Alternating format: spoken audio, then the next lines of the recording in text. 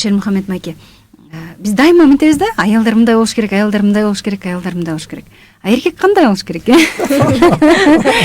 Жалаң гана бизден издейсиздер да күнөөнү.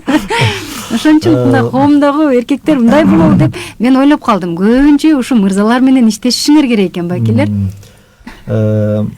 Сиз аялдар окуп эле үйүнө барып эчтеке түшүндүрө албайт да. Жок, мен сиз түшүнгөндүн тескерисин түшүнөм да. Туура айтасыз. Бизде көпчүлүк учурда аял мындай болуш керек, аял тигиндей болуш керек деп ушул аялдарга, кыздарга көбүрөөк басым жасалат, эркектерге бир кандайдыр бир деңгээлде азыраак басым жасалат. Муну биз моюндайбыз да, моюнга алабыз. Эмнеге? Менин мындай адамдардын ошол темада сүйлөгөн адамдардын мындай көз сүйлөгөндүгүнө мындай көз чаптырып, акыл калчап көргөнүмдө бир маселе бар да. Эркектер бул кулагы менен угат экен дагы, бул кулагы менен чыгарып салат да. Анан үйгө барып ал баласына айтпайт, кызына айтпайт да.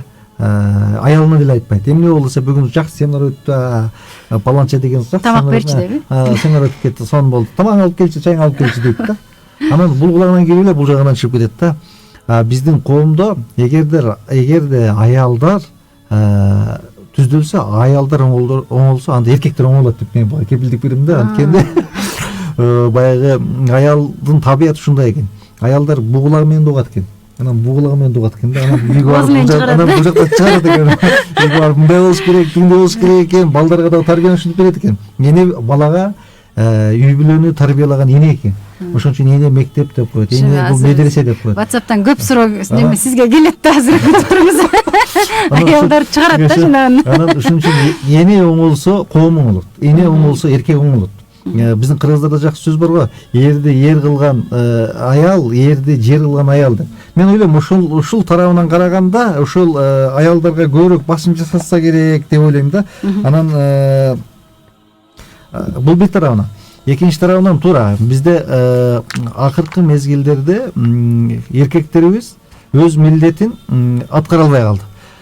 Бул коомдо дагы бир өзгөчө бир чоң көйгөй бар. Бизде көпчүлүк учурда милдет эмес, өзүнүн укугуну көп айткандар кездеше баштады да. Башка элдин маданияты менен же ушундай келди дагы бизге укук, эркектин сенин мындай укугуң бар, аялың мындай кылып бериш керек, аялың тигиндей кылып бериш керек, тигиндей кылып бериш керек. Жалаң эркекке эмне жөнүндө сүйлөйт, эркектин укугу туурасында сүйлөйт да. Анан аялдар чакырат дагы, аялдарга дагы сенин укугуң мындай, сенин укугуң тигиндей, сен мындай талап кылсаң болот, тигиндей кылсаң болот. Анан экөө үйгө келип алып, анан экөө тең бири-биринин өзүнүн укугун талашып, анан кийин уруш жаңжал ортодо чыр-чатак чыгып атат да. Негизи ислам дининде биздин кыргыздын каада салтында көбүрөөк укукка эмес, көбүрөөк милдет айтылат да. Эркек мындай болуш керек. Эркек биз айтпайсыз деп айтасыздар, бирок мен мисалы үчүн жүргөн студенттерге, эркектерге лекция өткөндө башка жерде айтып жүрөбүз. Эркек үйдү багыш керек. Эркек кийимдириш керек, эркек тарбиясын бериш керек, эркек тамак ашын алып бериш керек, эркек эч качан мен сени багып атам деп милдет кылбаш керек. Анткени анын укугу жок. Ал мойнундагы парыз, ал милдети. Сени мен эл сыяктуу багып атам го деп айтканга, эркектин сүйлөгөн антип айтканга укугу жок алчы. Ал каалайсыңбы, каалабайсыңбы, эркексиңби, сен багышың керек болчу. Сен эркексиңби, демек эл ошол заман талап кылгандай кийинишиң керек болчу үй бүлөңдө. Эгер эркексиңби, демек балаңа мыкты тарбия беришиң керек болчу. Эгер ушул нерселерди бере албаса, демек ал эркектик өз милдетин так аткара албады деген сөз. Бүгүнкү күндө мен моюнга алам. Жигиттерибиз, эркектерибиз өз милдетин так аткара албай атат. Бүгүнкү күндө мына жигиттин айткан сөзүнө да жан бар. Эркектерибиз байка негизи аял киши аябай сезимтал болот да. Ачуусу келсе дароо, анан кийин сүйүнсө дагы бир нерсесин дароо тез таасирлене турган адамдар да.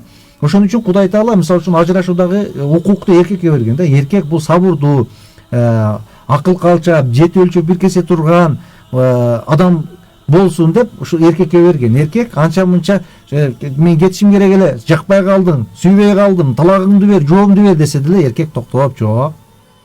Ачуу калдырба. Эркек да, ал сабырдуу, ал аялды түшүнүш керек болчу. Биздин заманда акыркы эркектерибиз сиз айткандай моюнга алабыз, кемчилигибиз бар.